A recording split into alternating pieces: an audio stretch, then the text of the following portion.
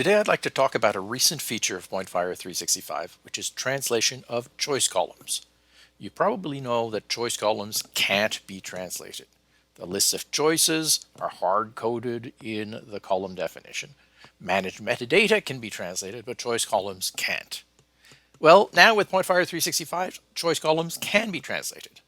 Here you see a standard list template for SharePoint Online. This is the recruitment tracker. List templates are always unilingual for some reason, meaning the column names and the descriptions are always in the base language of the site. But PointFire 365, of course, fixes that by providing translations for those column names and descriptions.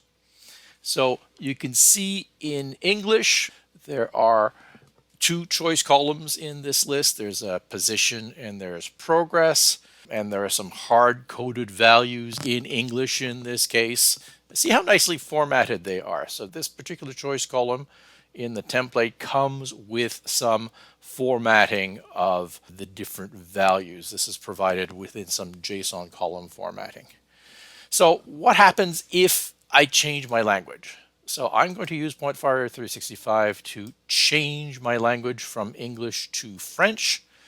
And what we're going to see is that not only do the column headings change to French, but now even the values are in French. Let's edit one of these list items, and you'll see that the list of the positions is in French, the list of the progress is in French, and the formatting is still preserved. So how did we do this using PointFire 365? Well, it's really very simple. PointFire 365 already has the ability to translate the user interface. It's a three-step process.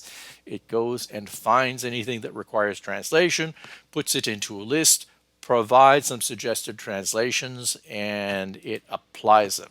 So we see in here that some of these text that it's found in the choice columns, it has provided some suggested translations. And if we want to apply this to the choice column, then all that we have to do is, I will change my language back to English, go to the multilingual settings, and we can apply column formatting for either position field or the progress field. What it's doing is it's making changes to the JSON column formatting to make sure that the text is changed, but the formatting itself is not. It also doesn't change the column definition itself. The users see it all in their own language, whether it is French or English or German or whatever language you have on the site.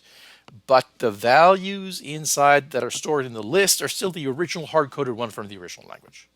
So with this new feature of PointFire 365, choice columns and multi-choice columns can now be used in any language. So list templates are now fully localized.